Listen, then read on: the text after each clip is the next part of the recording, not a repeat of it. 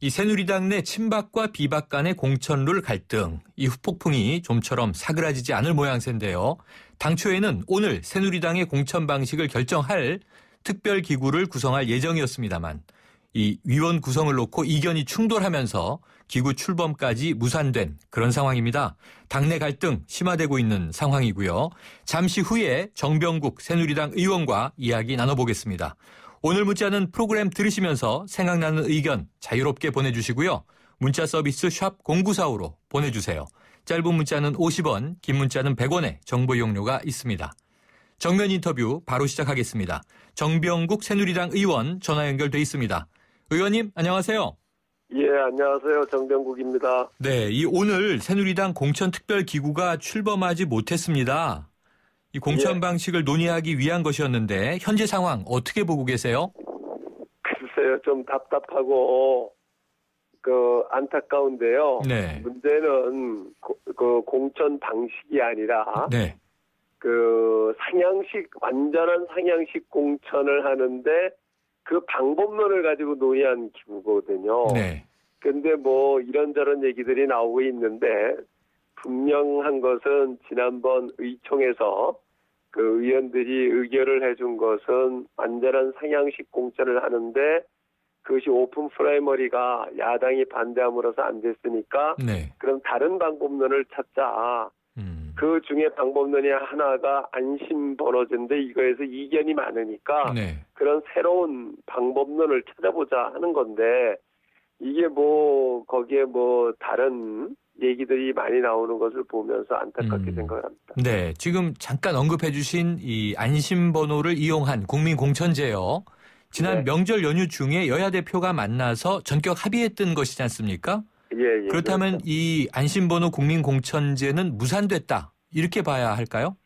그 당시에 그것을 포함을 해서 그것을 보완할 수 있는 다른 제도, 방법론을 더 연구를 해보자 했던 부분들이거든요. 네. 예.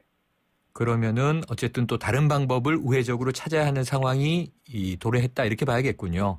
예. 그러면은 오늘은 당내 특별기구가 출범하지 못했지만 이게 아예 무산된 거는 아니죠, 의원님? 그렇죠.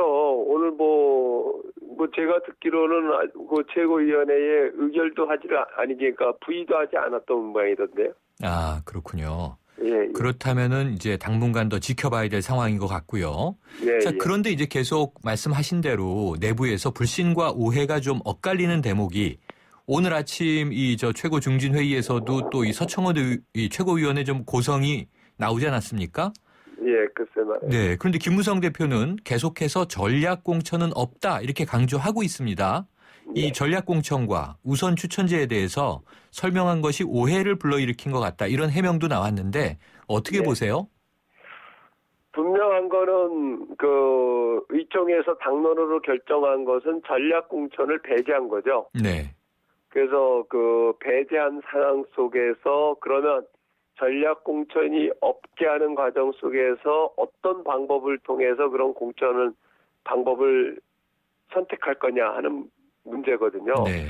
근데 여기에 자꾸만 이런저런 얘기들이 나오고 우선 공천제도니 이런 얘기가 나오는데 그건 당론이고요. 네. 이게 당론이야 당원 당규에 있는 내용이고요, 이미. 네. 근데 당원 당규에 있는 내용을 우리가 그대로 할 거라고 하면 지금까지 이렇게까지 우리가 논의해올 필요가 없었잖아요. 네.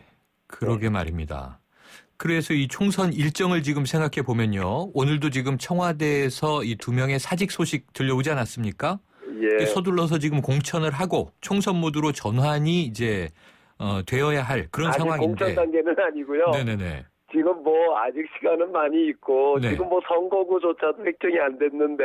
그렇죠. 예. 그래서 아직 공천 단계는 아니고 공천은 아마 내년이나 들어가야지 공천이 시작이 될 거예요. 네. 그런데 이제 문제는 그것이 오픈 프라이머리를 했을 경우에는 그 체제를 갖춰야 되기 때문에 서둘렀던 거고요. 네. 그래서 이게 조기에 이제 문제가 야기가 됐던 건데 일단은 여러 가지 문제가 야기가 됐으니까 이제 해결을 찾아야죠. 해결점을. 네. 그런데 그렇다면 지금 정 의원님 말씀처럼 시간이 좀 여유가 있다면 지금 조기에 공천 문제로 당내가 오히려 시끄러워진 셈인데요.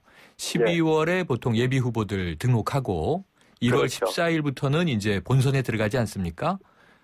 본선이 네. 아니고요.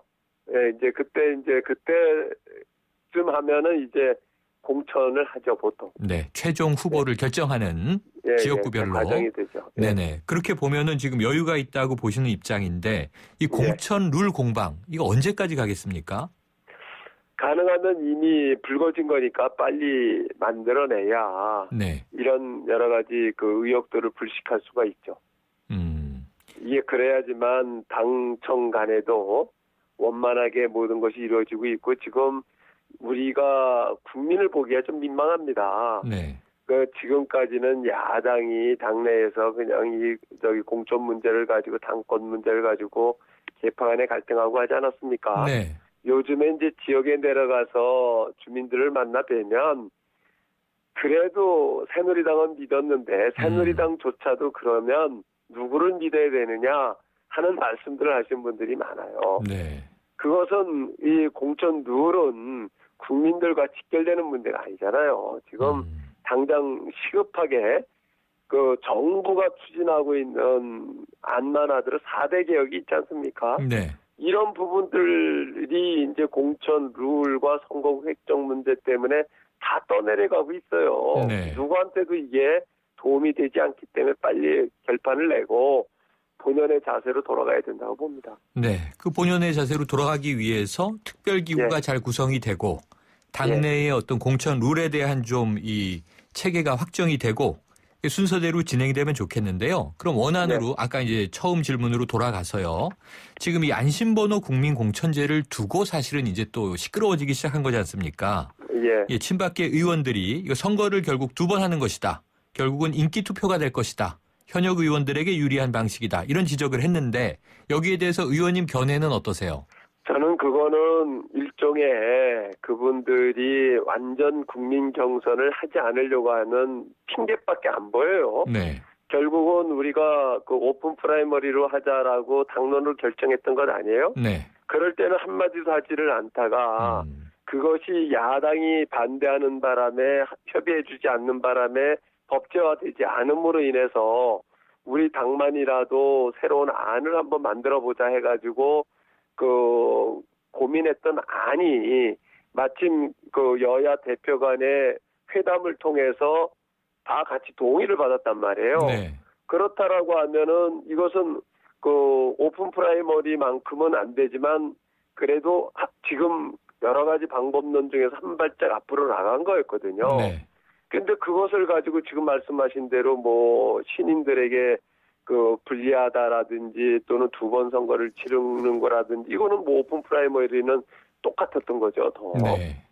방법만 그 직접 투표를 하는 거냐 그렇지 않으면은 안심번호를 통해 갖고 전화 투표를 하느냐 이 차이밖에 없는 건데 이것은 핑계에 불과하다고 보고요. 네. 그렇기 때문에 이견을 제기를 했기 때문에 그럼 좋다.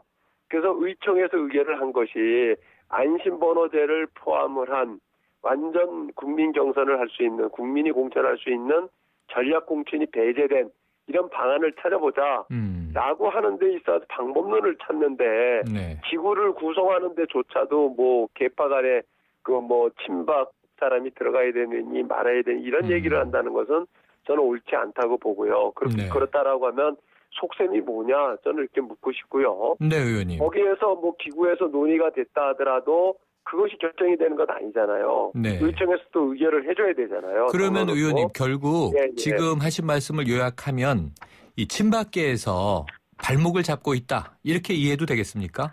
저는 뭐 그렇다고 봐요. 이게 뚜렷하게 대안도 없이 이런 식으로 나온다라고 하는 것은 저는 전혀 지금 이 국정을 이끌어가는 대통령을 오히려 발목을 잡는 행동들이다 이렇게 봅니다. 그런데 의원님 오늘 아침 회의에서 그 서청원 의원의 고성이 나올 때 이런 이야기를 했습니다. 전략공천 이야기를 한마디도 입에 올리지 않았는데 김무성 대표가 언론 플레이를 하면서 우리가 전략공천을 요구하는 것처럼 몰아가고 있다. 이런 취지의 얘기가 나왔어요.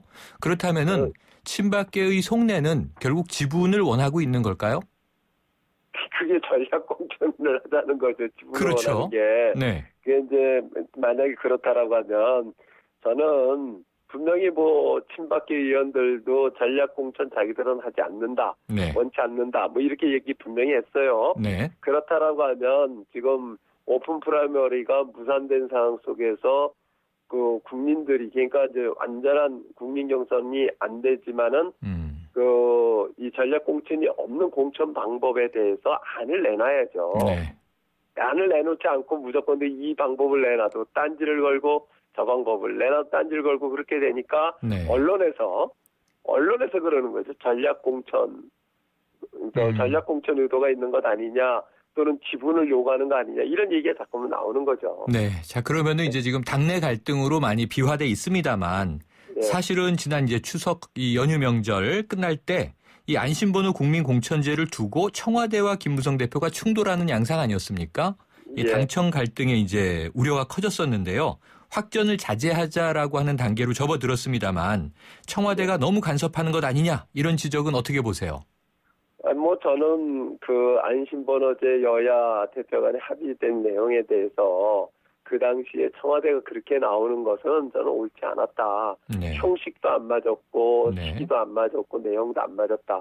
저는 그렇게 보는 사람입니다. 그렇군요. 자, 한편 이제 야당에서는요. 문재인 새정치민주연합 대표가 오늘 박근혜 대통령에게 새누리당 탈당을 요구했습니다. 여기에 대해서는 어떤 의견이세요? 그거는 야당이 얘기할 문제는 아니고요. 네. 그 엄연하게 법적으로 아무런 하자가 없는 대통령의 정당 가입을 그 야당에서 이래라 저래라 하는 것은 정치적 공세일 뿐입니다. 네. 자, 의원님 오늘 뭐 여러 가지 말씀 소견 잘 들었습니다. 오늘 말씀 감사합니다. 예, 고맙습니다. 지금까지 정병국 새누리당 의원이었습니다.